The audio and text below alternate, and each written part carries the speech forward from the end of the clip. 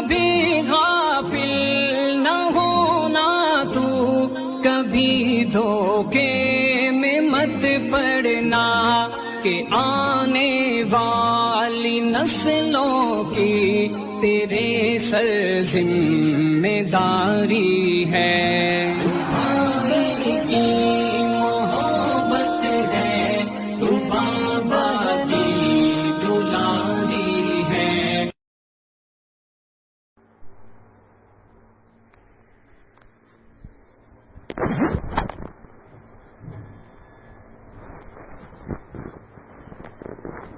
بسم اللہ الرحمن الرحیم۔ الحمد للہ نحمده ونستعینه ونستغفره ونؤمن به ونتوکل علیہ ونعوذ باللہ من شرور انفسنا ومن سیئات اعمالنا، من يهده الله فلا مضل له ومن يضلله فلا هادي له، ونشهد أن لا إله إلا الله وحده لا شريك له، ونشهد أن سيدنا ومولانا محمدا عبده ورسوله، صلى الله عليه وعلى آله وأصحابه وبارك وسلم تسلیما کثیرا کثیرا۔ اما بعد فاعوذ باللہ من الشیطان الرجیم، بسم اللہ الرحمن الرحیم۔ فمن يعمل مثقال ذرة خيرا يره ومن يعمل مثقال ذرة شرا يره۔ قال النبي صلى الله عليه وسلم انما بعثت لأتمم مكارم الاخلاق، او كما قال النبي عليه الصلاة والسلام۔ رب اشرح لي صدري ويسر لي امري واحلل عقدة من لساني يفقهوا قولي۔ اللهم صل على سيدنا مولانا محمد في أول كلامنا، اللهم صل على سيدنا مولانا محمد في أوسط كلامنا، اللهم صل على سيدنا مولانا محمد في آخر كلامنا۔ محترم اسلامی خواتین، اللہ تبارک تعالی نے جو چیزیں پیدا فرمائی ان میں کوئی چیز بیکار نہیں ہے، بے مقصد نہیں ہے۔ چاند کو اللہ نے پیدا کیا، اس کا ایک مقصد ہے۔ ستاروں کو پیدا کیا، سورج کو پیدا کیا، زمین کو، پہاڑوں کو، سمندر کو، سمندر کے اندر کروڑوں مخلوق جو ہے ان کو، فضاؤں کے پرندوں کو، فرشتوں کو۔ کوئی چیز اللہ تبارک تعالی نے بے مقصد پیدا نہیں فرمائی۔ ہر چیز کی تاثیر ہے، اچھی چیزوں کی اچھی تاثیر ہے اور بری چیزوں کے برے اثرات ہیں۔ ایک آدمی شہد کو منہ میں رکھتا ہے تو مٹھاس محسوس ہوتی ہے، اور کوئی کڑوا پھل اور کڑوی چیز منہ میں رکھتا ہے تو منہ کڑوا ہو جاتا ہے۔ ایک انسان برف کو چھوتا ہے تو ٹھنڈک محسوس ہوتی ہے، اور آگ کے اندر ہاتھ ڈالتا ہے تو چنگاری لگتی ہے، حرارت پہنچتی ہے۔ ایک چھوٹا سا بھی کانٹا اگر پیر میں چبھ جاتا ہے تو انسان کی آہ نکل جاتی ہے۔ ایک ذرا سی پھول کی خوشبو مہک انسان کی طبیعت کے اندر حشاش اور بشاش انسان ہو جاتا ہے اور اس سے لطف اندوز ہو جاتا ہے۔ میری مائیں اور بہنیں، ٹھیک اسی طریقے سے اللہ تبارک تعالیٰ نے جو اعمال بنائے ہیں، پیدا کیے ہیں، کچھ اعمال انسان کو جہنم کی طرف لے جا رہے ہیں اور کچھ اعمال انسان کو جنت کی طرف لے جا رہے ہیں۔ اللہ کا دستور اور اللہ کی فطرت اور اللہ کا قانون یہ ہے کہ انسان دنیا میں جو کرتا ہے آخرت میں مرنے کے بعد اچھے اعمال کی جزا بدلہ دیا جاتا ہے، اور اگر برا عمل کرتا ہے تو اس کی سزا دی جاتی ہے۔ لیکن کبھی کبھار اللہ تبارک تعالی بندوں کی محبت میں گناہوں کے کچھ اثرات بتا دیتے ہیں اور نیکیوں کے اعمال حسنہ کے کچھ بدلے اللہ تبارک تعالی دکھا دیتے ہیں۔ ہمارا ایمان بالغیب ہے۔ بے نمازی پر جو اثرات مرتب ہوتے ہیں ان کو دیکھ کر نماز پڑھنے کا حکم نہیں ہے۔ جو گھرانے دین سے ہٹ گئے، سنتوں سے ہٹ گئے، اسلام سے ہٹ گئے، آقائے دو عالم جناب محمد الرسول اللہ صلی اللہ علیہ وسلم کے اسوہ سے اور آپ کے طور طریقوں سے، سنتوں سے ہٹ گئے، اگر کوئی اللہ کی پکڑ آتی ہے اس کو دیکھ کر اپنے آپ کو سدھارنا ایمان نہیں ہے۔ ہماری تمام چیزیں ایمان بالغیب پر ہیں۔ اللہ پر ایمان ہے، اللہ کو دیکھا نہیں۔ نبی پر ایمان ہے، نبی کو دیکھا نہیں۔ فرشتوں پر ایمان ہے، فرشتوں کو دیکھا نہیں۔ آخرت کے جو امور ہیں، جنت ہے، جہنم ہے، میدان محشر ہے، اللہ کا عرش ہے، اللہ کی کرسی ہے، ہم نے دیکھا نہیں، لیکن مگر ہمارا ایمان ہے کہ اللہ کے نبی صلی اللہ علیہ وسلم نے ان کو بیان فرمایا ہے۔ اللہ تبارک تعالی بعض مرتبہ ہمیں چوکنا کرنے کے لیے کچھ چیزیں دکھا دیتے ہیں، اور اس میں ایک بات یہ بھی جان لینا ضروری ہے کہ غیر مسلم جو مومن نہیں ہے، مسلمان نہیں ہے، اسے کھلی چھوٹ ہے، اسے حلال کیا ہے، حرام کیا ہے، جائز کیا ہے، ناجائز کیا ہے، نماز کیا ہے، روزہ، اس سے کوئی سروکار نہیں۔ جب وہ کافر ہو گیا، ایمان و اسلام کو قبول نہیں کیا، تو جو چاہے وہ کرے، ہمیشہ ہمیشہ اللہ کی جہنم میں جلنا پڑے گا، اور مرنے کے بعد وہیں سے عذاب اس کا شروع ہو جائے گا۔ پابندیاں ان کو ہیں جو مومن ہوئے، مسلمان ہوئے اور کلمہ پڑھ کر اپنے ایمان اور اسلام کا اقرار کیا۔ جیسے اسکول میں کوئی ایڈمیشن لیتا ہے تو راستے کے اندر ہزاروں لوگ گزرتے ہیں، مرد گزرتے ہیں، عورتیں گزرتی ہیں، نوجوان لڑکے لڑکیاں گزرتے ہیں۔ جو اسکول اور جو کالج اور جو یونیورسٹی ہے، اس کا جو بڑا ہے، پرنسپل ہے، وہ سب کو نہیں ڈانٹے گا کہ تم یونیفارم کیوں نہیں پہنتے ہو، بوٹ کو پالش کیوں نہیں کی، ٹائی کیوں نہیں لگایا، کتابیں کیوں نہیں لائی، پین کیوں نہیں، کیونکہ ایڈمیشن ہی نہیں ہے ان کا۔ جو داخلہ لیا ہے اسکول میں، کالج میں، اس سے پوچھا جائے گا کہ آپ بغیر یونیفارم کے کیوں آ گئے۔ پابندیاں جو اسکول میں داخلہ لیا ہے، ایڈمیشن دیا ہے، اس پر پابندیاں ہیں۔ 7 بجے اسکول شروع ہوتی ہے، 8:30 بجے آئے، حق ہے ٹیچر کو پوچھنے کا، پرنسپل کو پوچھنے کا، کیونکہ اس کا ایڈمیشن ہے۔ ہم کلمہ پڑھ کر اسلام کی اسکول میں داخل ہو چکے ہیں، ہم آزاد نہیں ہیں کہ طبیعت میں جو چاہے کپڑا پہن لیا، طبیعت میں نہیں چاہا تو نہیں پہنا، برقع اپنی مرضی سے سلا لیا، حجاب اپنی مرضی سے کر لیا، طبیعت میں آئی تو فجر کے اندر 10 رکعت پڑھ لیے، طبیعت نہ چاہی تو کمبل اوڑھ کر سو گئے، فجر کو ناغا کر دیا۔ نہیں، جب ہم نے ایمان اور اسلام کی اسکول میں ایڈمیشن لیا ہے تو ہر چیز کے پابند ہم ہیں، اور ہم نہ کرنے پر اللہ تبارک تعالیٰ کو حق ہے، اللہ تبارک تعالیٰ کے لیے سزاوار ہے کہ وہ ہم سے مواخذہ کرے اور پکڑ کرے۔ حقیقی پکڑ تو موت کے بعد شروع ہوتی ہے۔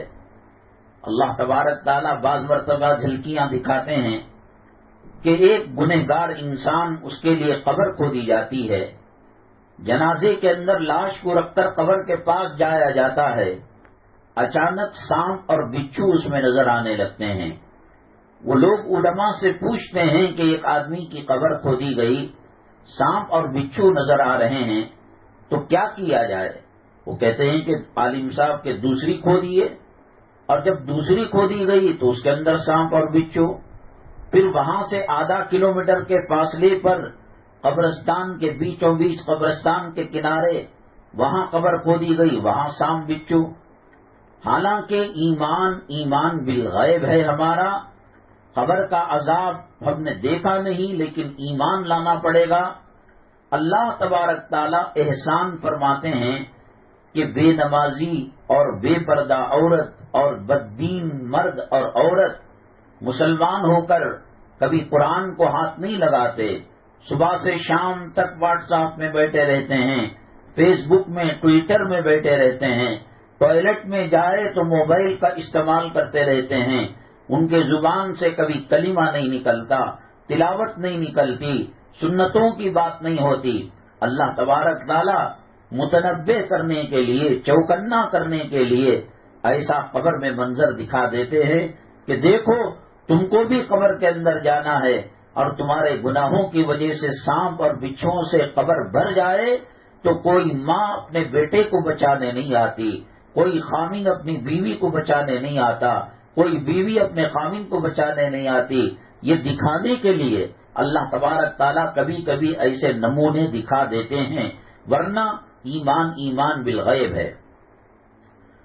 دارالعلوم دیوبند جو ہندوستان اور ایشیا کا سب سے بڑا مدرسہ ہے، حضرت اقدس مولانا قاسم صاحب نانوتوی رحمۃ اللہ علیہ کے زمانے کے اندر نانوتا کے اندر ایک منشی رہتے تھے، کلرک رہتے تھے، جو حساب و کتاب کرتا ہے، مدرسے کو کتنا پیسہ آیا، کتنا خرچ ہوا، کہاں سے آیا، وہ حساب کتاب رکھنے والے کو منشی اور کلرک کہتے ہیں۔ اس وہ زمانہ وہ تھا کہ مدرسے کے ایک ایک فرد، واچ مین، بیت الخلا صاف کرنے والا بھی متقی پرہیزگار تھا۔ اللہ کی رحمتیں نازل ہوتی تھیں، ہو رہی ہیں اب بھی۔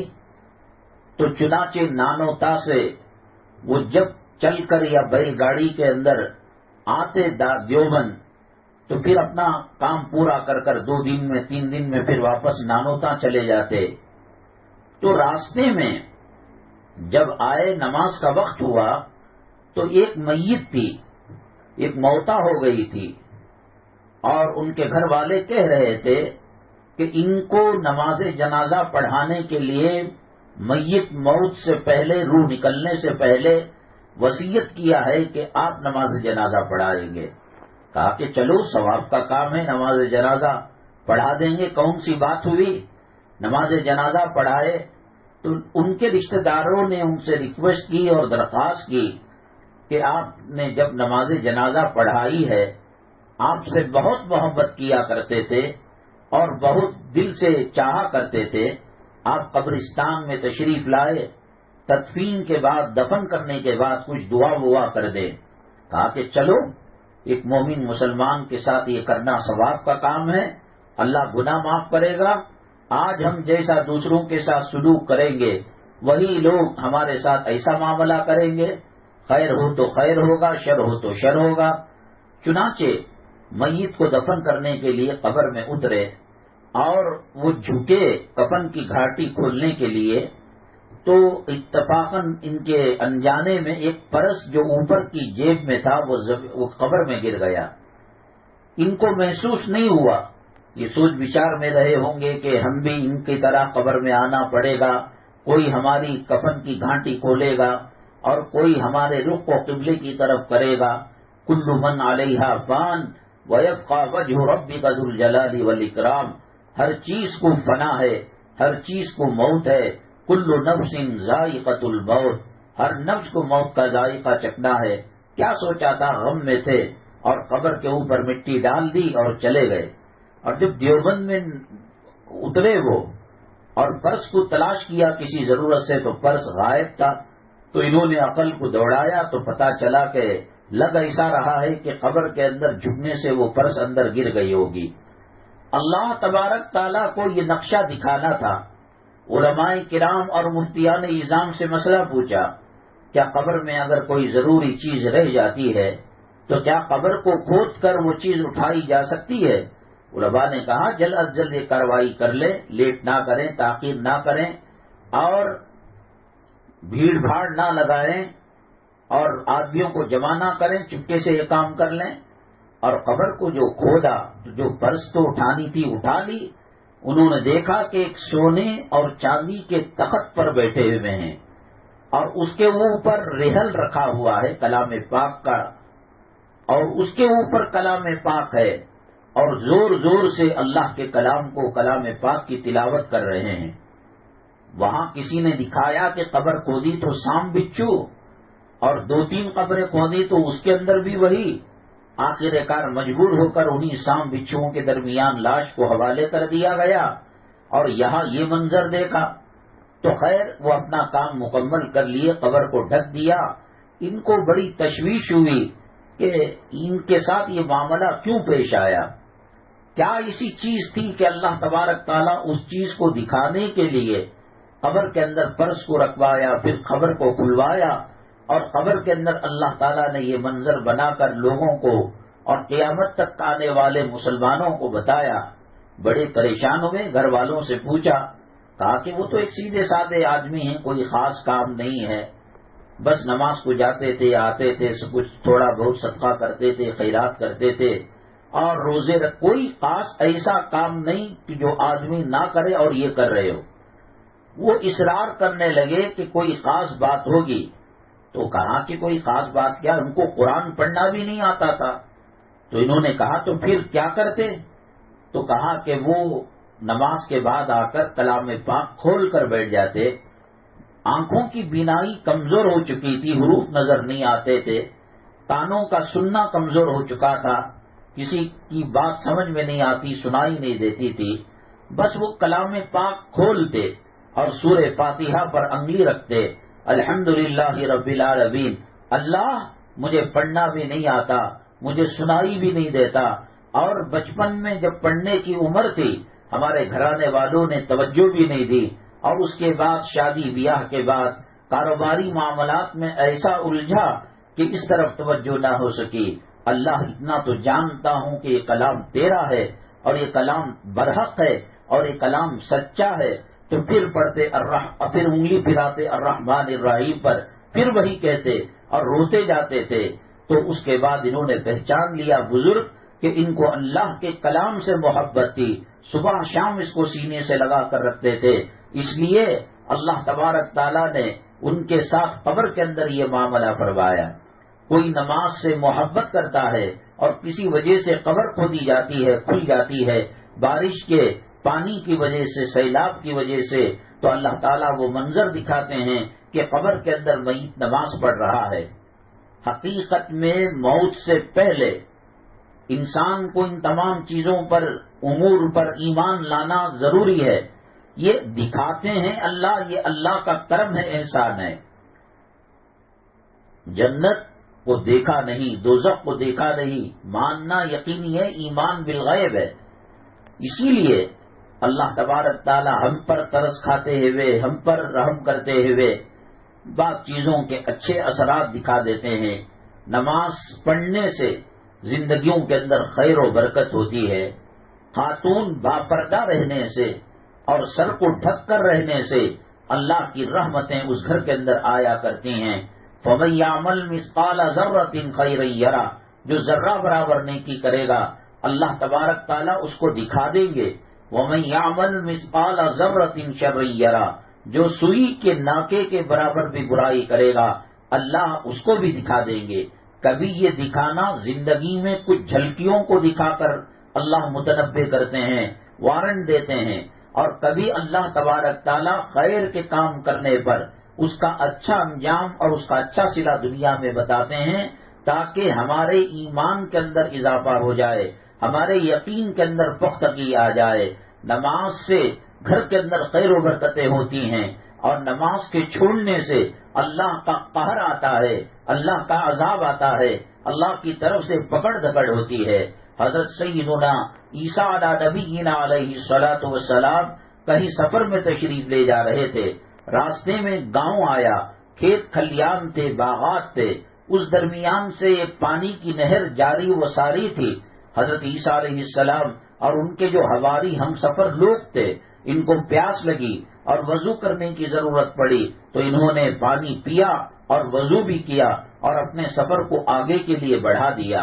حضرت عیسیٰ علیہ السلام سفر مکمل کر جب آ رہے تھے تو وہ زمانہ ایسا نہیں تھا کہ ہائی وے بنے ہوئے ہوں، روڈ بنے ہوئے ہوں اور روڈ پر لکھا ہوا ہو یہ روڈ بامبے جاتا ہے، یہ چنئی جاتا ہے، یہ میسور جاتا ہے، ایسا نہیں تھا۔ راستہ بتانے والے لوگ پیسہ لے کر راستہ بتایا کرتے تھے، جنگلوں کے راستے، پہاڑوں کے راستے لوگ سفر کو طے کیا کرتے تھے۔ تو چنانچہ واپسی میں جب اسی جنگل اور بیابان اور باغوں کے درمیان والے راستے سے آ رہے تھے، پھر تقاضا ہوا، یاد آیا کہ یہاں ہم نے وضو کیا تھا اور یہاں اس علاقے کے اندر ہم نے پانی پیا تھا، بہتے ندی کا پانی بہت میٹھا تھا۔ تو چنانچہ اس کو تلاشتے ہوئے گاؤں کے اندر داخل ہوئے، ایک درخت کا نام و نشان نہیں تھا، ایک کھیت کی سبزاری اور ہریالی کا نام و نشان نہیں تھا، ایک مکان ایک دکان اس علاقے میں نہیں تھا۔ حضرت عیسیٰ علیہ السلام نے اللہ تعالیٰ سے سوال کیا، اللہ کیا ہم دوسرے راستے پر آ گئے ہیں یا کوئی مسئلہ پیش آیا کہ یہاں ایک قطرہ پانی نہیں ہے، ایک گھر نہیں ہے، ایک کھیت نہیں ہے، ایک باغیچہ نہیں ہے؟ اللہ تعالیٰ نے وہی فرمائی، اے عیسیٰ گاؤں بھی وہی ہے، علاقہ بھی وہی ہے اور جگہ بھی وہی ہے، بات اصل میں یہ ہے کہ یہاں سے لوگ آیا جایا کرتے ہیں، یہ سفری راستہ ہے، اس کو اپناتے ہیں۔ چنانچہ ایک قافلہ یہاں سے گزر رہا تھا اور اس کے اندر ایک آدمی بے نمازی تھا۔ وہ بے نمازی آدمی ندی کے اندر ہاتھ ڈالا پانی پینے کے لیے، وضو کرنے کے لیے۔ اس بے نمازی کی نحوست کی وجہ سے اللہ نے پانی کو خشک کر دیا اور سکھا دیا، اور پانی جب سوکھ گیا تو پھر کھیت کھلیان سوکھ گئے، باغات سوکھ گئے، اور جب وہاں سے سبزہ زاری اور ہریالی اور دانہ غلہ اناج اگنا اور کھیتوں میں آنا سوکھ گیا، اور وہاں کے لوگوں کے لیے غذا کے دروازے بند ہو گئے، تو چھوڑ چھاڑ کر گاؤں کو لوگ دوسرے گاؤں کی طرف چلے گئے۔ ایک بے نمازی کے ندی کے اندر ہاتھ ڈالنے سے یہ نحوست آ گئی۔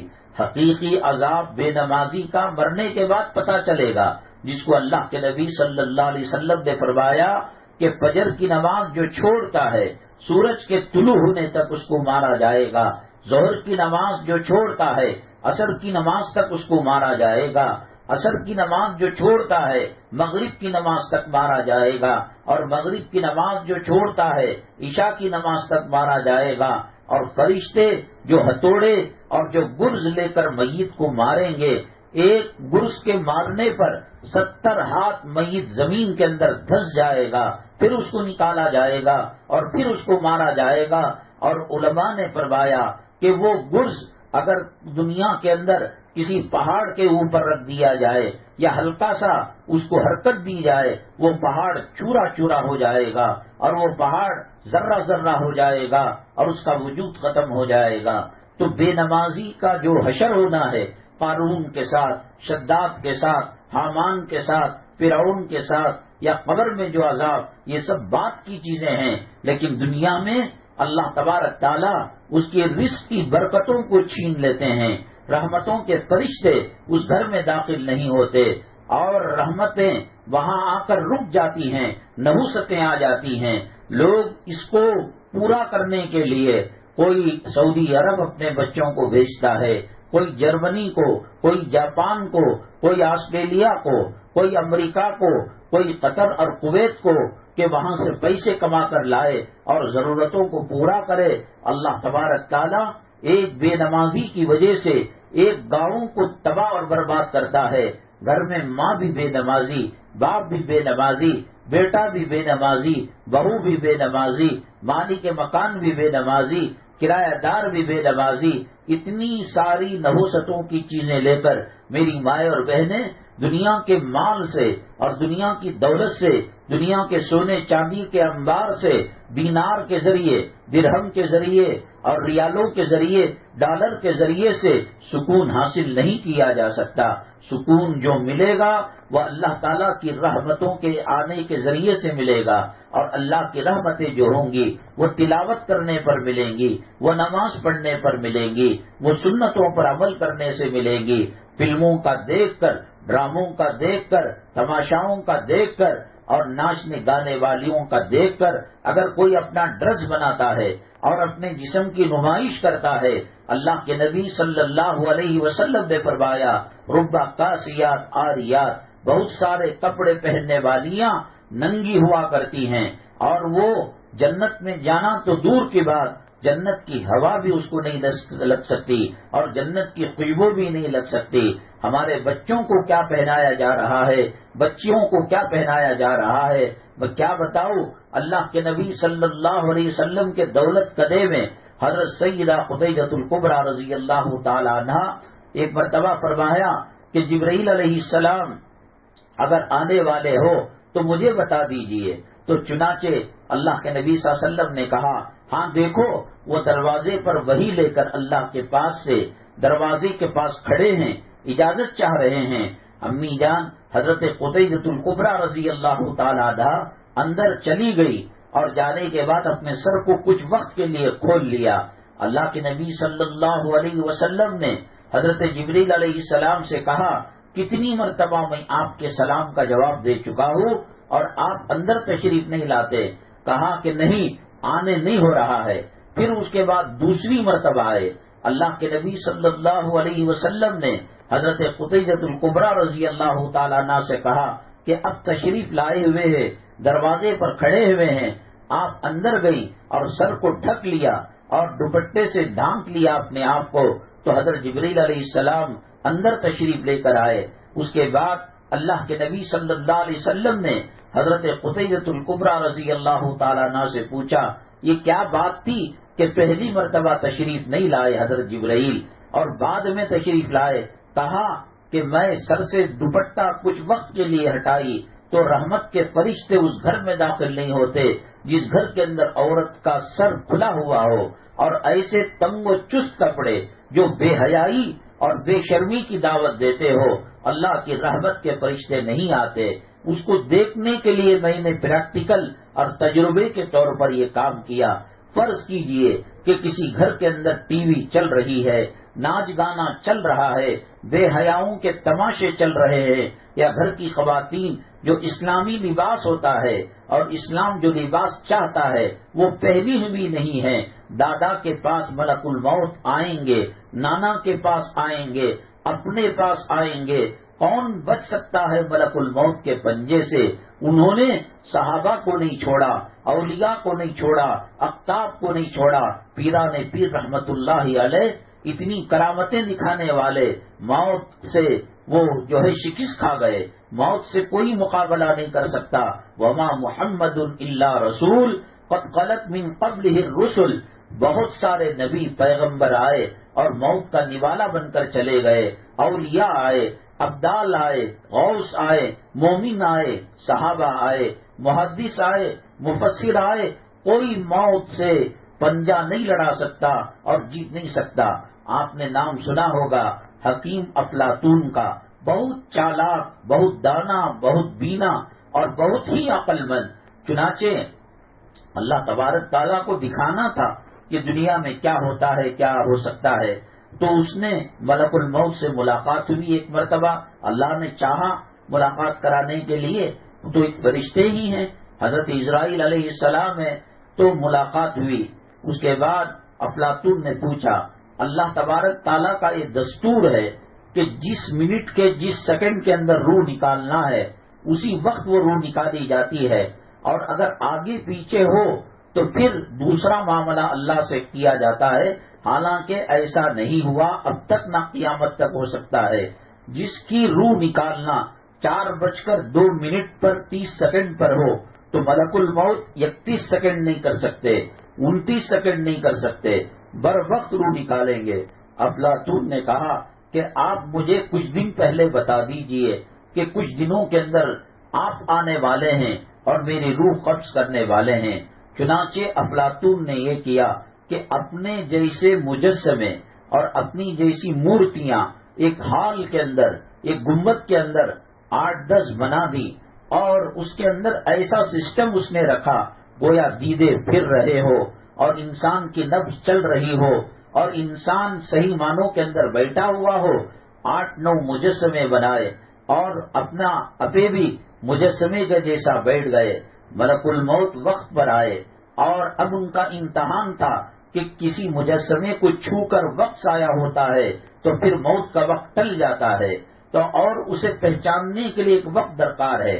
ملک الموت آئے وقت مقررہ پر، اس کے بعد کہا افلاطون تم نے بہت اچھا کام کیا لیکن ایک چیز بھول گئے۔ اتنا کہنا تھا کہ افلاطون بول پڑا کہ ملک الموت وہ کیا ہے، تو ملک الموت نے پہچان لیا اور کہا وہ فرق یہی ہے کہ زندہ انسان بولتا ہے، سنتا ہے، اور مورتیاں بولتی بھی نہیں، سنتی بھی نہیں، تو چنانچہ روح کو قبض کر لیا۔ کوئی موت سے چھٹکارا نہیں ہے۔ اللہ کے نبی جناب محمد الرسول اللہ صلی اللہ علیہ وسلم کا اللہ سے ملنے کا وقت آیا، اور دنیا کے اندر موت سے پہلے جو احوال آتے ہیں وہ احوال آئے۔ اللہ کے نبی صلی اللہ علیہ وسلم کے پاس حضرت اسرائیل علیہ السلام آئے اور آپ نے دروازے کو کھٹکھٹایا۔ امی جان عائشہ صدیقہ رضی اللہ تعالی عنہ بہت غم زدہ تھی کہ میرے محبوب اب دنیا سے رخصت ہو رہے ہیں۔ ایسے وقت کے اندر کون آ کر دروازے کو کھٹکھٹا رہا ہے؟ من دق الباب، کون ہے جو دروازے کو کھٹکھٹا رہا ہے؟ اللہ کے نبی صلی اللہ علیہ وسلم وہ خوشبو سے اور وہ کیفیت سے پہچان لیے کہ ملک الموت آ رہے ہیں۔ حضرت عائشہ صدیقہ رضی اللہ تعالی عنہ کو فرمایا عائشہ یہ ملک الموت ہیں، اس سے پہلے آج تک انہوں نے کسی سے اجازت نہیں لی، اس کے بعد قیامت تک کسی سے اجازت نہیں لیں گے۔ یہ میرا مقام و مرتبہ اللہ نے ان کے پاس اتنا بلند کیا ہے کہ اجازت لے رہے ہیں۔ تو چنانچہ آئے اور پھر اس کے بعد کہا اے اللہ کے نبی صلی اللہ علیہ وسلم، اللہ تبارک تعالیٰ پوچھتے ہیں کہ دنیا میں اور کچھ دن رہنا ہے اور زندگی میں زندگی گزارنا ہے، تو ٹھیک ہے اللہ وہ بھی اجازت دیں گے، یا اللہ تعالیٰ سے ملاقات کرنا ہے؟ اللہ کے نبی صلی اللہ علیہ وسلم نے کہا اللہم بالرفیق الاعلی، میں اللہ سے ملاقات کرنا چاہتا ہوں، میں اللہ کے پاس جانا چاہتا ہوں۔ اس سے پہلے اللہ کے نبی صلی اللہ علیہ وسلم پر ایسی حالتیں آئیں، حالانکہ ملک الموت نے کہا ہم آپ کی روح ایسے نکالیں گے جیسے پھول سے خوشبو نکلتی ہے۔ اللہ کے نبی صلی اللہ علیہ وسلم نے فرمایا کیا تمام میری امت کے ساتھ یہ معاملہ کیا جائے گا؟ کیا میری تمام قوم کے ساتھ یہ معاملہ کیا جائے گا؟ حضرت ملک الموت نے کہا نہیں، تڑپا تڑپا کر ان کی روح نکالی جائے گی۔ جو جتنا بڑا گنہگار ہوگا، فاسق ہوگا، فاجر ہوگا، میری ماں اور بہنیں، موت کا آنا برحق ہے، موت کا کوئی وقت طے نہیں ہے۔ فرض کیجئے کہ انسان گناہ کر کر ابھی توبہ نہ کیا ہو، شراب پیا ہو، خیانت کیا ہو، چوری کی ہو، بدکاری کی ہو، گندے کپڑے پہنے ہو، گندا کام کیا ہو، اور ابھی اس نے توبہ نہیں کی، اور ملک الموت آئیں گے تو تڑپا تڑپا کر اس کی روح نکالیں گے۔ اور اگر وہ پرہیزگار ہے، حج کرنے کے بعد، عمرہ کرنے کے بعد، نماز پڑھنے کے بعد، کلام پاک کی تلاوت کے وقت، تو وہ جو روح نکالنے والے فرشتے ہیں، ملک الموت کی ٹیم اور جماعت ہے، بڑی خوشبو کے ساتھ اور جنتی حلیوں کے ساتھ، جوڑوں کے ساتھ آئیں گے اور کہیں گے، آیت پڑھیں گے یا ایتھا النفس المطمئنہ، اے نفس مطمئنہ ارجعی الی ربک راضیۃ مرضیہ، اللہ کی طرف تو چلیا ہنسی خوشی، فادخلی فی عبادی وادخلی جنتی، میرے نیک بندوں میں شامل ہو جا اور میری جنت کے اندر آ جا۔ جیسے ماں بچے کو انجیکشن دلانے کے لیے ڈاکٹر کے پاس جاتی ہے، ڈاکٹر چاکلیٹ دیتا ہے یا کوئی تصویر دیوار پر لگی ہو دکھا کر بہلاتا ہے اور آہستہ سے انجیکشن دے دیتا ہے، پتہ نہیں چلتا۔ اس طریقے سے اللہ تبارک تعالیٰ کی مدد نیکوکاروں پر ہوتی ہے۔ بعض لوگ کہتے ہیں کہ ایک جھٹکے میں مر گئے، جو سوئے اٹھے نہیں۔ ایسے حالات تو بہت خطرناک آ رہے ہیں، اس لیے اللہ کے نبی صلی اللہ علیہ وسلم نے فرمایا کہ کسی مسلمان پر 3 دن اور 3 رات نہیں گزرتے کہ اس کے تکیے کے نیچے اس کی وصیت نہ ہو۔ اللہ کے نبی صلی اللہ علیہ وسلم نے اچانک مرنے کی موت سے پناہ مانگی ہے، بیٹھے بیٹھے مر گئے۔ لوگ کہتے ہیں اس نے گھر والوں کو تکلیف نہیں دی، کسی کو پریشان نہیں کیا، بیٹ پان نہیں لیا اور وہیں پر استنجا پیشاب نہیں کیا۔ اللہ کے نبی صلی اللہ علیہ وسلم جو اچانک موت آتی ہے اس سے پناہ مانگی ہے، اس میں وصیت کرنے کا ٹائم نہیں ملتا، توبہ کرنے کا ٹائم نہیں ملتا، پاک صاف ہونے کا ٹائم نہیں ملتا۔ جب انسان مرنے کے دن قریب ہوتے ہیں اور لگتا ہے کہ اب یہ بیماری کو ہرا نہیں پائے گا، یہ بیماری اسے قبرستان پہنچا دے گی، ڈاکٹروں نے ٹائم دے دیا ہے، ventilator ہٹاتے he I C you سے نکالتے ہی مر جائے گا، تو چلو اس کو معافی تلافی کا وقت ملتا ہے، اور کس کو قرض لینا دینا اور جو حساب و کتاب ہے وہ گھر والوں کو بتا سکتا ہے اور وصیت کر سکتا ہے، طہارت کے حالت میں رہ سکتا ہے۔ خدا نہ کرے کوئی خاتون کسی شادی خانے کے اندر گئی، نیل پالش لگا ہوا ہے، لپسٹک لگی ہوئی ہے، میک اپ کا ساز و سامان لگا ہوا ہے، پنڈال جل گیا اور کوئی حادثہ پیش آ گیا، بھگدڑ مچ گئی، اس حالت کے اندر موت آ گئی۔ میری ماں، دنیا کے اندر کوئی غسالنی ایسی نہیں ہے کہ اس کے نیل پالش کو اکھاڑ کر نکالا جا سکے اور اس کی لپسٹک کو نکالا جا سکے۔ ایک سوئی کے برابر اگر پانی نہیں پہنچے گا جسم پر تو غسل نہیں ہوگا۔ جو ناپاک ہوگی اللہ تبارک تعالیٰ اسے ناپاک موت دے گا۔ ناپاکی کی حالت میں کیا کر سکتے ہیں؟ اسے بلیڈ لے کر اور اسے کوئی ایسی کیمیکل نہیں لگا سکتے، نکلتا نہیں ہے۔ انسان کے مرنے کے بعد جسم ٹھنڈا ہو جاتا ہے اور سرد ہو جاتا ہے، کوئی چیز نکلنے نہیں پاتی۔ موت کا کیا بھروسہ ہے؟ ابھی آپ نے دیکھا کہ حیدرآباد کے اندر ایک مسلم گھرانے میں وہ ہلدی کی رسم کے اندر ایک صاحب کیسے مر گئے۔ پچھلے ہفتے مدینہ طیبہ کے اندر عجیب و غریب واقعہ پیش آیا۔ ماں باپ بیٹی عمرے کے لیے گئے ہوئے تھے اور بیٹھ کر باتیں کر رہے تھے، نہ کوئی زہریلی گیس وہاں پر ریلیز ہوئی نکلی، نہ کھانا زہر آلودہ تھا، نہ کوئی مسئلہ تھا، نہ شارٹ سرکٹ تھا، نہ دیوار گری۔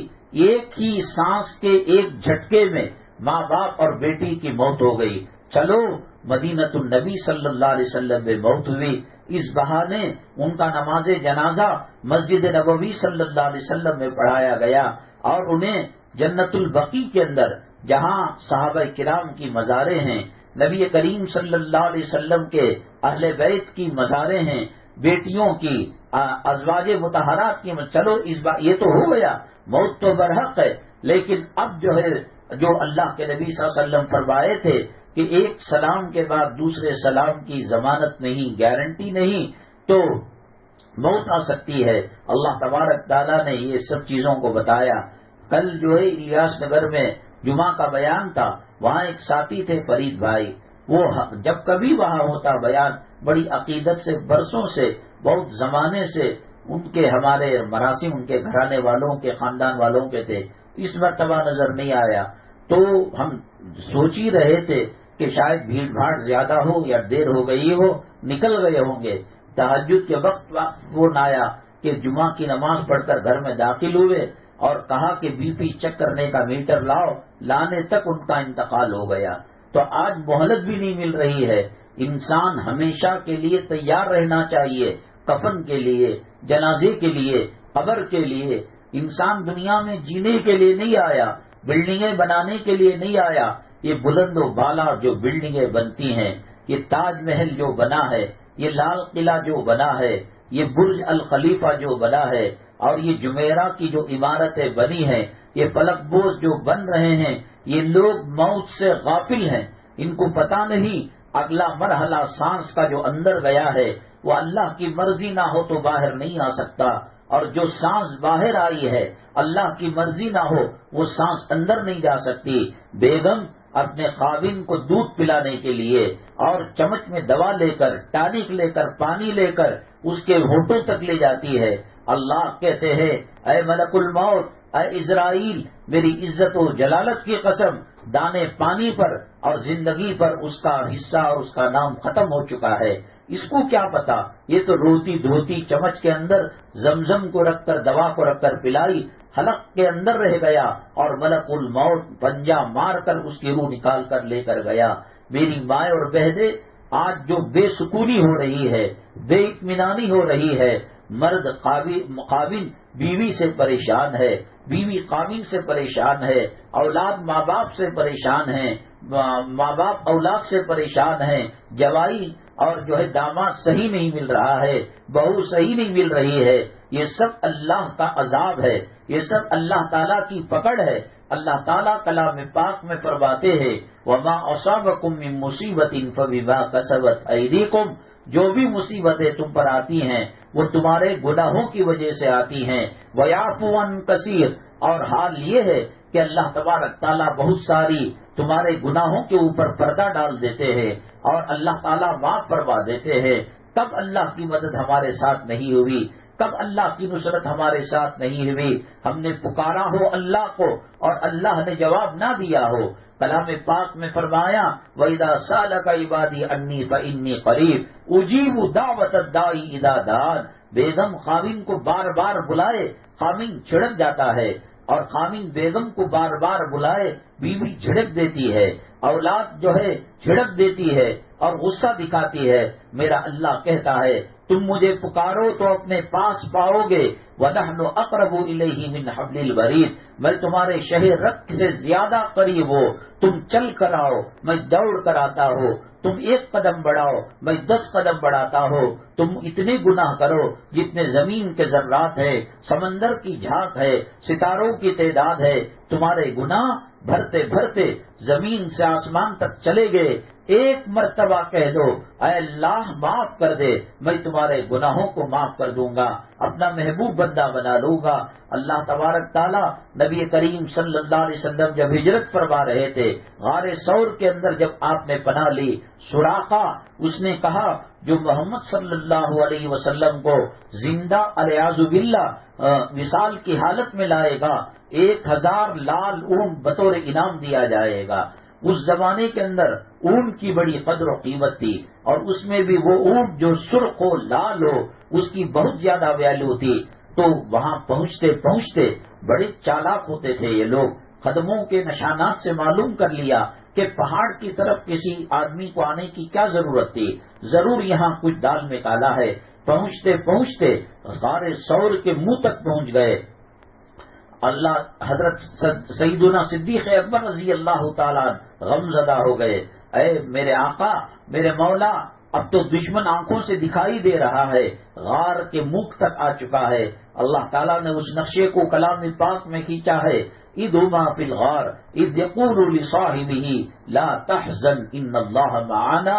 یہ دونوں غار میں تھے اور اللہ کے نبی صلی اللہ علیہ وسلم کے ساتھ انہوں نے گفتگو کی کہ ہم اب دشمن آ چکا ہے۔ اللہ نے کہا، اللہ کے نبی صلی اللہ علیہ وسلم نے فرمایا غم مت کرو، اللہ ہمارے ساتھ ہے۔ مکڑی نے جالا کس دیا، کبوتر نے انڈا دے دیا۔ سراخا جب آنا چاہا، ساتھیوں نے کہا پگلا گیا ہے، بیوقوف ہے، یہاں تو مکڑی کا جالا ہے، اگر محمد صلی اللہ علیہ وسلم اندر جاتے تو جالا ٹوٹا ہوا ملتا، اور کبوترنی ایسی جگہ انڈا دے گی جہاں لوگ آمد و رفت ہو، آنا جانا ہو، وہاں تک رکھ کر بھی اللہ نے حفاظت فرما لیا۔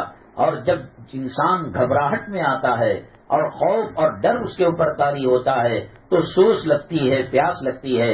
حضرت سیدنا صدیق اکبر رضی اللہ تعالیٰ عنہ جب یہ سراخا واپس چلا گیا، دشمن واپس چلے گئے، نبی کریم صلی اللہ علیہ وسلم کو دلاسا دیا اور ٹھنڈی سانس لی اور کہا کہ اللہ کے نبی صلی اللہ علیہ وسلم پیاس لگی ہے، پانی پینا چاہتا ہو۔ آپ نے کہا کہ غار کے منہ کی طرف جاؤ، وہاں تمہیں پانی ملے گا۔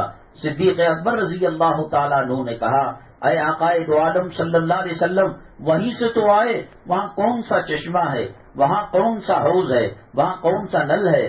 کہا کہ جاؤ تو صحیح، جو جا کر دیکھا واقعتاً ایسے پانی کا چشمہ تھا کہ زندگی میں کبھی ایسا پانی چکا بھی نہیں اور آئندہ ملنے کی بھی امید کم تھی۔ نبی کریم صلی اللہ علیہ وسلم کا شکریہ ادا کیا، کہا کہ اللہ کے نبی صلی اللہ علیہ وسلم یہ پانی کہاں سے آ گیا؟ کہا کہ تمہاری پیاس کو، سوز کو، تمہاری گھبراہٹ کو دیکھ کر اللہ تعالیٰ کو سب معلوم ہے کہ اب ان کو پیاس لگے گی، پانی کی ضرورت ہے۔ تو عرش کے پاس کوثر کی جو ندی جا رہی تھی اور اللہ کے نبی صلی اللہ علیہ وسلم قیامت کے دن جو امتیوں کو حوض کوثر کا پانی پلائیں گے، وہاں سے نہر کا کلیکشن غار کے منہ تک دے دیا تاکہ اللہ تعالیٰ تمہاری پیاس اور سوچ کو ختم کر سکے۔ جو اللہ کا ہوتا ہے اللہ اس کے ہو جاتے ہیں۔ کوئی ساس بہو کا کچھ بگاڑ نہیں سکتی، کوئی بہو کسی سسرال کا کچھ بگاڑ نہیں سکتے۔ جو عزت دینے والا ہے اللہ دینے والا ہے، ذلیل کرنے والا ہے اللہ کرنے والا ہے، زندگی اور موت دینے والا اللہ ہے، بیمار اور شفا یابی دینے والا اللہ ہے، اور عزتوں کے تاج پہنانے والا اور ذلتوں کی ٹوکری رکھنے والا اللہ ہے۔ اللہ ہی کی طرف رجوع سے ہمارے مسئلے کل بھی حل ہوتے تھے، آج بھی حل ہوں گے۔ گھر میں اگر آمدنی کم ہے تو پیسوں سے اس کی ضرورت پوری نہیں ہوگی، اللہ کی عبادت سے، کلام پاک کی تلاوت سے۔ میری مائیں اور بہنیں، آج نماز کو چھوڑنا ایک فیشن بن گیا ہے، نماز پڑھنا ایک عیب سا لگ رہا ہے۔ کون شادی خانے کے اندر النکاح من سنتی کی محفل کے اندر ذرا کنارے جا کر ظہر پڑھ لے، عصر پڑھ لے تو جو خواتین ہوتی ہیں وہ تانا دیتا، بڑی آ گئی رابعہ بصریہ اور بڑی آ گئی نمازی، دیکھو دکھاوے کے لیے۔ یہ تو قیامت کے دن پتا چلے گا کہ نماز وقت پر نہ پڑھنے سے اللہ کا عذاب کیسے نازل ہوتا ہے اور نحوستگی اور بے برکتی کیسی ہوتی ہے۔ ایک گھر تھا، اس گھر کے اندر بڑی بے برکتی تھی اور کتنا کماؤ خیر و برکت نہیں، بیٹی کا جھگڑا، دمئی کا جھگڑا، ساس کا جھگڑا، بہو کا جھگڑا، بھائیوں بہنوں کا پراپرٹی کے لیے جھگڑا، سکون نام کی کوئی چیز نہیں تھی۔ وہ بہت انہوں نے تدبیریں کی، نمازیں پڑھی، آیت کریمہ رکھا، اجتماعی دعا کی، حج کیا، عمرہ کیا، لیکن ہے کہ نحوستیں جانے کا نام نہیں۔ ایک بزرگ کے پاس گئے اور جا کر عرض کیا کہ حضرت ایسا ہوتا ہے۔ حضرت نے کہا کہ دریچے پر پردہ لگا دو، مسئلے حل ہو جائیں گے۔ ہاں بھائی، ہماری روزی بے برکتی ہو رہی ہے، ایک کے بعد ایک بیماری پیچھے کھڑی ہوئی ہے، ساتھ بہو کے جھگڑے ہیں اور یہ کہہ رہے ہیں کہ پردہ لگا دو۔ خیر ٹھیک ہے، بڑوں کی بات پر عمل کرنا چاہیے اور بڑوں کی بات کے اندر حکمت اور مصلحت ہوتی ہے، ہماری پہنچ وہاں تک نہیں ہوتی۔ چنانچہ پردہ لگا دیا تو اللہ کے فضل سے گھر کی حالت بدل گئی تو اور وہاں خیر و برکت ہو گئی، لڑائی جھگڑے ختم ہو گئے۔ اس کے بعد پھر انہوں نے جا کر ان سے پوچھا، کہنے لگے چھوڑو، آم کھانے سے مطلب ہے پیڑ گن کر کیا کرو گے؟ نہیں حضرت بتائیے کیا مسئلہ ہے؟ تو انہوں نے کہا کہ تمہاری گلی سے جہاں کھڑکی ہے ایک بے نمازی گزرا کرتا تھا، اس کا سایہ اس کھلے ہوئے دریچے کے راستے سے تمہارے گھر میں پڑا کرتا تھا۔ ایک بے نمازی کے سائے کے گھر میں پڑنے سے، اس کی نحوست کی وجہ سے گھر کی رحمتیں برکتیں ختم ہو رہی ہے۔ سچ کہا حضرت سیدنا شیخ عبد القادر جیلانی رحمت اللہ علیہ نے کہ بے نمازی جس جگہ رہتا ہے، 40 گھرانے اوپر، 40 گھرانے نیچے، 40 آگے، 40 پیچھے، 40 دائیں بائیں، اور حتیٰ کہ اگر وہ مر کر کسی قبرستان میں دفن ہونے کے لیے جاتا ہے تو وہاں کے مردے رو رو کر اللہ سے کہتے ہیں، اے اللہ یہ سب عذابات کے مقابلے میں بے نمازی کے دفن ہونے سے قبرستان کے اندر جو مسائل ہوتے ہیں یہ بڑے سخت ہیں، اے اللہ اس کو ہمارے قبرستان سے نکال دے۔ کہاں سے رحمتیں آئیں گی؟ پیسوں کی وجہ سے آدمی بہترین بیڈ پلنگ خرید سکتا ہے، نیند نہیں خرید سکتا، ایئر کنڈیشن خرید سکتا ہے، راحت کو نہیں خرید سکتا۔ سکون کو پانا ہے، اطمینان کو پانا ہے، گناہ اپنا کام کر کر چکے گا۔ بچھو ڈنگ مارے، نیت کر کر مارے، بغیر نیت کے مارے، بچھو کے ڈنگ کی تکلیف ہوتی ہے۔ سام ڈسے، نیت کر کر ڈسے، بے نیت ڈسے، سام کا اثر ہوتا ہے۔ اسی طریقے سے گناہوں کی نحوست ہوا کرتی ہے۔ حقیقت میں موت کے بعد اللہ تعالیٰ جزا سزا دیتے ہیں، لیکن موت سے پہلے اللہ سکون کو چھین لیتے ہیں اور اس کے دل میں یہ بات آتی ہے، بھائی ہم سلم ایریا میں ہیں نا، اس سے سکون نہیں ہے، بی ڈی اے کا گھر لے لو۔ کیا بی ڈی اے کا گھر لینے سے سکون مل جائے گا؟ کیا آمدنی بڑھانے سے سکون مل جائے گا؟ ہمارا جمی ذرا کام کر لیتا تو ہم نہ کتنی آسانی ہوتی، ہمارا بچہ ذرا کویت چلا جاتا، سعودی چلا جاتا۔ اللہ کے نبی صلی اللہ علیہ وسلم نے فرمایا تم اپنی اولاد، اپنے بچوں کو کویت کو بھیجو، USA کو بھیجو، جرمنی کو بھیجو، تنخواہ 10 لاکھ ہو یا 10,000 ہو، ماں کے پیٹ میں اللہ نے دانے کو لکھ دیا ہے، کھانے کو لکھ دیا ہے، زندگی اور موت کو لکھ دیا ہے، عزت و ذلت کو لکھ دیا ہے۔ دنیا کے کسی کونے میں ہو، مقدر سے بڑھ کر ایک دانہ روزی نہیں مل سکتا، مقدر سے بڑھ کم ایک دانہ روزی کوئی کم نہیں کر سکتا، جو ملنا ہے مل کر رہے گا۔ الا بذکر اللہ تطمئن القلوب، لوگوں یاد رکھو جو سکون ملے گا وہ اللہ کی یاد میں ملے گا۔ اللہ تبارک تعالیٰ نے حضرت مریم علیہ السلام کا واقعہ کلام پاک میں ذکر فرمایا اور کہا کلما دخل علیہا زکریا المحراب وجد عندہا رزقا۔ حضرت زکریا علیہ السلام رشتے میں پھوپھا لگتے تھے حضرت مریم کے، ان کے گھر میں داخل ہوتے تو وہاں محراب کے اندر بے موسم کے پھل ہوا کرتے تھے۔ ملک شام کے علاقے میں اور جہاں حضرت مریم کا حجرہ تھا وہ علاقے میں وہ پھلوں کا نام و نشان نہیں۔ قالت انا لکی ھذا، کہ کہاں سے آ گیا؟ قالت ہوا من عند اللہ، وہ کہنے لگی اللہ تبارک تعالیٰ دینے والا ہے، جو اللہ بے موسم کے حضرت مریم علیہ السلام کو پھل دے سکتا ہے۔ تو حضرت زکریا 90 کی عمر کراس کر چکے تھے اور ان کی جو اہلیہ بیگم صاحبہ تھی اور وہ بانجھ تھی، اولاد پیدا کرنے کی صلاحیت میڈیکل کے حساب سے ختم ہو چکی تھی۔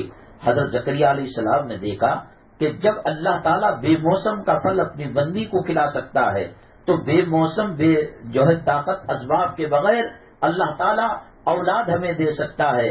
تو چنانچہ انہوں نے زکریا علیہ السلام نے دعا کی رب ہب لی من لدنک ذریۃ طیبہ انک سمیع الدعاء، اے اللہ جب مریم کو بغیر موسم کا پھل آپ دے رہے ہیں تو بغیر موسم کے عمر کے بڑھ جانے کے بعد بھی اور بیوی کے بانجھ ہونے کے بعد بھی آپ ہمیں لڑکا دے دیجئے۔ اللہ تعالیٰ نے کہا انا نبشرک بغلام اسمہ یحییٰ، ہم جو ہے تم کو ایک لڑکی کی خوشخبری دیتے ہیں جس کا نام یحییٰ ہے۔ حضرت مریم علیہ السلام کے پاس پھل آنا، حضرت زکریا علیہ السلام کو بے وقت اولاد کا اللہ کی طرف سے ملنا، اللہ کے دروازے ہمیشہ کھلے رہتے ہیں۔ دینار، درہم، ڈالر، روپیہ، پیسہ، کپڑا لتا اور زمین جائیداد، پراپرٹی، یہ سب فرعونوں کی وراثت ہے اور یہ سب حامان شداد کی وراثت ہے، قارون کی وراثت ہے۔ نبی کریم صلی اللہ علیہ وسلم گھروں کے بنانے پر محنت نہیں کی، انسانیت پر محنت کی۔ آپ نے ضمیر کو چمکایا، آپ نے دل کو روشن کیا، آپ نے باطن کو روشن کیا، آپ نے جنت کا راستہ بتایا۔ آج ٹوائلٹ پر محنت ہو رہی ہے، لاکھوں روپے کے ماربل ڈالے جا رہے ہیں، زندگی کے پل بھر کا بھروسہ نہیں ہے، پتھروں سے عمارتیں کھڑی کی جا رہی ہے، اور جب پیسہ کھا نہیں سکتے اور کسی کو دے نہیں سکتے تو وہاں سونے چاندی کے نل لگائے جا رہے ہیں، قیمتی اسباب اپنائے جا رہے ہیں۔ وہ جو خاتون تھی نبی کریم صلی اللہ علیہ وسلم کی صاحبزادی حضرت فاطمہ الزہرا رضی اللہ تعالیٰ عنہ، زہرا گلاب کے پھول کو کہتے ہیں، حضرت فاطمہ رضی اللہ تعالیٰ عنہ اتنی حسین، اتنی جمیل، اتنی خوبصورت اور اتنی جنتی شہزادی کہ اللہ کے نبی صلی اللہ علیہ وسلم جنت کے پھول کی پنکھڑی کہہ کر زہرا کر پکارا کرتے تھے۔ ایک مرتبہ اللہ کے نبی صلی اللہ علیہ وسلم بازار میں گئے اور کہا لوگوں کلمہ پڑھ لو تم کامیاب ہو جاؤ گے، قولوا لا الہ الا اللہ تفلحون۔ تو کسی نے الیاذ باللہ آپ کے چہرے انور پر تھوک دیا، کچھ قدم آگے بڑھے، کہا قولوا لا الہ الا اللہ تفلحون، کلمہ پڑھو تم کامیاب ہو جاؤ گے۔ کسی نے منہ پر مٹی ڈال دی۔ جب اللہ کے نبی صلی اللہ علیہ وسلم مایوس ہو کر حالات کو نہ بنتے دیکھ کر اپنے دولت کا دے آئے، حضرت فاطمہ الزہرا رضی اللہ تعالیٰ عنہ لپٹ گئی، ابو جان جب یہ لوگ آپ کی قدر نہیں کرتے، آپ کے ساتھ یہ معاملہ کرتے ہیں تو آپ کیوں بار بار جاتے ہیں؟ آنکھوں سے آنسو کی لڑیاں تھی اور رو رہی تھی اور ابو کے چہرے کو صاف کر رہی تھی۔ کہا میرے ساتھ جو بھی معاملہ کرے میں کوشش کروں گا ان تمام کو جنت میں پہنچانے کی۔ حضرت علی کرم اللہ وجہہ کو فرمایا، علی جنت میں تیرا گھر میرے گھر کے سامنے ہوگا، تو تیرے خاندان اور گھر والے سب اس محل کے اندر رہا کریں گے۔ لیکن اس کے باوجود اللہ کے نبی صلی اللہ علیہ وسلم جب سفر سے آتے سب سے پہلے مسجد میں 2 رکعت شکرانے کی نماز پڑھتے، اور اس کے بعد اپنی بیویوں سے ملاقات سے پہلے حضرت فاطمہ الزہرا رضی اللہ تعالیٰ عنہ کے دولت قدا جاتے۔ عمران ابن حسین ایک جو ہے وہاں کے قوم کے قبیلے کے سردار ہیں، ان کو لے کر گئے۔ اللہ کے نبی صلی اللہ علیہ وسلم اپنی لخت جگر نور نظر کے دروازے کو کھٹکھٹایا۔ آپ نے پوچھا من دق الباب، کون ہے دروازہ کھٹکھٹا رہا ہے؟ آپ نے کہا بیٹی میں تیرا ابو محمد ہوں صلی اللہ علیہ وسلم۔ آپ نے فرمایا ابو آپ تو آ سکتے ہیں، لیکن آپ کے ساتھ جو صحابی ہیں وہ غیر محرم ہیں، گھر میں اگر میں پردہ کروں تو جسم پر صرف ایک چادر رہ جائے گی، اور اگر نہ کروں تو 2 چادریں رہیں گی اور آپ سے بات چیت ہو پائے گی۔ اللہ کے نبی صلی اللہ علیہ وسلم 2 چادر پہنے ہوئے تھے، ایک تہبند لنگی کی طرح اور ایک اوپر چادر کی طرح۔ اوپر کی چادر کو پھینکا گھر کی طرف، حضرت فاطمہ نے اس کو اوڑھ لیا، ڈھک گئی، اور اللہ کے نبی صلی اللہ علیہ وسلم جب اندر گئے حضرت فاطمہ ہک ہک کر رونے لگی، آنسوؤں کی دریا کو بہا دیا۔ اللہ کے نبی صلی اللہ علیہ وسلم کے سینے سے چمٹ گئی، ابو جان جس بیٹی کو آپ سینے پر لگائے ہوئے ہو اور جن نوازوں کو آپ نے اپنا جگر پارا سمجھتے ہو اور دل کا ٹکڑا سمجھتے ہو، آنکھوں کی ٹھنڈک سمجھتے ہو، ابا آپ کو پیدا کرنے والے کی قسم آپ کی بیٹی کے حلق میں منہ سے 7 دن 7 رات ہو گئی، کوئی کھانا اندر داخل ہوئے۔ اللہ کے نبی صلی اللہ علیہ وسلم نے فرمایا بیٹی میری حالت بھی ایسی ہے کہ 3 دن اور 3 رات ہو گئی، کوئی کھانا حلق کے نیچے اترے ہوئے۔ ماں اور بیٹی اور ابو لپٹ کر رونے لگے اور ہچکیاں بند ہو گئیں۔ میری ماں اور بہنیں، کیا آپ اللہ سے دعا کر کر جنت کے میوے نہیں منگا سکتے تھے؟ کیا دعا کر کر آپ کو جنت کے حوروں کا جوڑا نہیں پہنا سکتے تھے؟ وہ کیا پریشانی تھی؟ گھر تھا کھجور کے پتوں کا، اور جو ستون تھے وہ کھجور کے تنے کے ستون تھے، کوئی محل نہیں تھا، کوئی ایئر کنڈیشن جو ہے بنگلہ نہیں تھا، سیدھی سادی زندگی گزارا کرتے تھے۔ لیکن جنت کے راستے وہ جانے والے تھے اور جنت کے راستے پہنچنے والے تھے۔ ان کے گھر کا ایک ایک فرد جنت کے منزلوں کے اندر فائق تھا۔ وہ سیدۃ نساء اہل الجنت فاطمہ، اور جنتی عورتوں کی سردار حضرت فاطمہ ہے۔ وہ سیدہ شباب اہل الجنت الحسن والحسین، اور نوجوانوں کے سردار حضرات حسنین ہیں۔ محنت انہوں نے دل کے چمکانے کو کی ہے، قبر کی روشنی کے لیے کی ہے، آخرت کی تیاری کے لیے کی ہے۔ جو لوگ دنیا میں مرتے ہیں اور دنیا کی پوجا کرتے ہیں، صبح شام اس کے پیچھے لگے رہتے ہیں، انہوں نے جنت کو نہیں سمجھا ہے، انہوں نے عرش کے سائے کو نہیں سمجھا ہے، انہوں نے حوض کوثر کے پانی کو نہیں سمجھا ہے۔ 4 دن کی دنیا ہے، انسان اللہ کو راضی کرے تو بھی یہ دن کٹ جائیں گے، شیطان کی پوجا کرے تو بھی یہ دن کٹ جائیں گے۔ مرنا برحق ہے، کفن کا پہننا برحق ہے، قبر میں جانا برحق ہے، قبر کا عذاب و ثواب برحق ہے، منکر نکیر برحق ہے، ملک الموت برحق ہے، اور اللہ تعالیٰ کا طرف سے حساب و کتاب برحق ہے۔ اللہ تبارک تعالیٰ ہمیں اپنی خشیت کے اندر اور آخرت کی تیاری کے لیے اللہ تبارک تعالیٰ ہمیں کوشش کرنے کی توفیق نصیب فرمائے۔ دنیا میں انسان مرنے کی تیاری کرنے کے لیے آیا ہے، لیکن اب جو ہے کچھ لوگ لگتے ہیں کہ فرعونیت ان کے اندر آ گئی ہے، حامان اور شداد اور قارون کے اوصاف آ چکے ہیں۔ اللہ تبارک تعالیٰ ہم تمام کو صحیح ہدایت دے۔ اللہ تعالیٰ کلام پاک پڑھنے پڑھانے اور سنتوں پر عمل کرنے، اور ہمارے گھروں کا جو ماحول ہے وہ نماز روزے تقوی طہارت کا ماحول اللہ تعالیٰ بنائے۔ ایک خاتون کا سوال آیا ہے کہ ایک مرتبہ زکوٰۃ دینے کے بعد کسی مال کی زکوٰۃ کیا ہر سال دینی چاہیے؟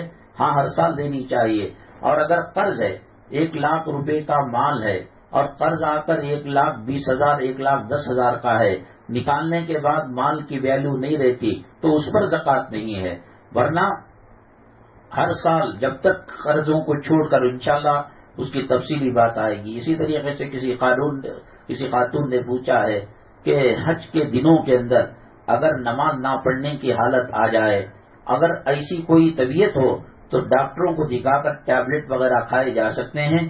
منا کے اندر، مزدلفہ کے اندر، عرفات کے اندر تمام ارکان ایسی نماز نہ پڑھنے کی حالت میں گزار سکتے ہیں، قربانی دے سکتے ہیں. صرف طواف جو کہ اللہ کے حرم میں ہوتا ہے اس کا ویٹ کر کر، انتظار کر کر طواف کریں گے یا دوائی وغیرہ کا استعمال کریں گے. اللہ تبارک تعالیٰ فتنوں سے ہماری حفاظت فرمائے، ایمان پر ثابت قدمی نصیب فرمائے، ایمان پر خاتمہ نصیب فرمائے.